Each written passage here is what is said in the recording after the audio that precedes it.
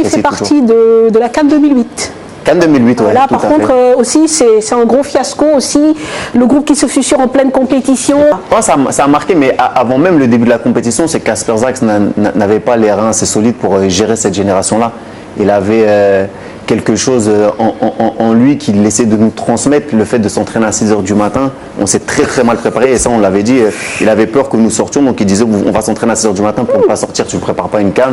Je me rappelle, on arrivait à la base militaire française, il n'y avait pas encore de lumière. On arrivait à 6 h, on attendait une demi-heure, c'était les lumières du bus qui illuminaient le stade, donc c'était des choses complètement folles. Et lui, il a pris la poudre d'escampette au bout du deuxième match, il est parti. Donc non, franchement, on est ceux qui sont sur le terrain, mais si vous n'avez pas un grand coach et quelqu'un qui vous accompagne, vous ne pouvez pas faire de grands résultats. Après la première sélection, ironie du sort, elle se fait à Paris. Moi, je suis de la région parisienne. On joue contre le Maroc, donc tous mes amis, tout le quartier, tout le monde arrive. Mais c'est vrai que moi, mes plus belles émotions avec l'équipe du Sénégal, ça ne va pas forcément être ma première sélection, c'est le Léopold Sédar Senghor.